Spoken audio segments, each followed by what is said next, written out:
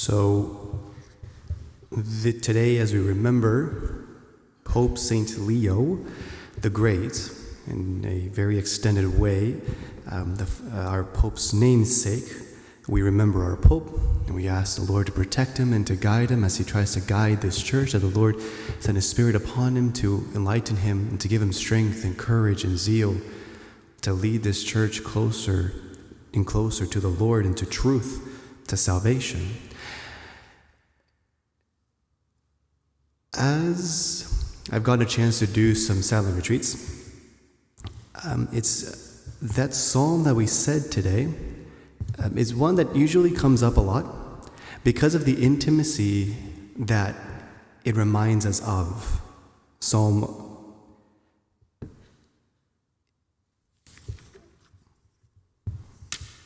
Other direction. Psalm 139.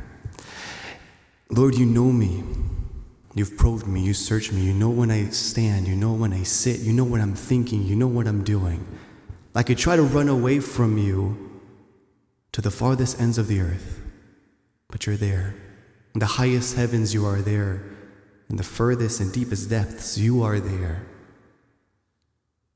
There's just intimacy and this very intentional effort of God to reach out, as opposed to so many other religions that it's one in which man has to try to grasp onto God, for God to notice, for God to pay attention, or for a God, a deity, to pay attention. In Christianity, we have this beautiful truth that it's actually God himself who reaches down, is God himself who seeks after us, is God himself who desires intimacy with us.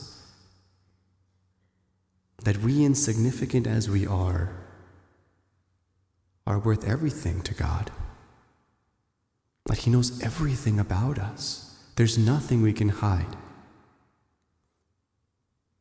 And sure, this could cause this frightening sense of like a big brother looking over you situation. Or it could be an inspiring and encouraging truth that we have a Father who loves us. We have a Father who knows us. We have a Father who's there for us. That he knows everything about us, every single hair on our head. That's how much we're worth to him. And it always reminds me, whenever I think about this, how then we have the question sometimes like, okay, if God knows everything, if God knows what I need, if God knows what I want, then why do I have to pray? Why do I have to tell him about it? He knows. What's the point? To add on to the beauty and the tenderness of our God, because he so honors our free will. Yes, he knows.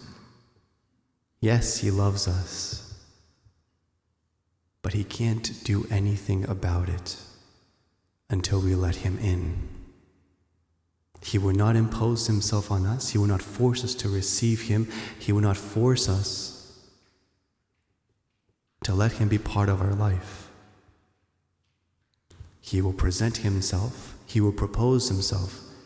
And then he has to wait. He has to wait until we respond and let him in with our prayer, with our telling him our desires, telling him our needs, our fears, our worries, our doubts, what makes us excited and happy and joyful, because he honors our free will. And he so desires, a God who knows us in this way,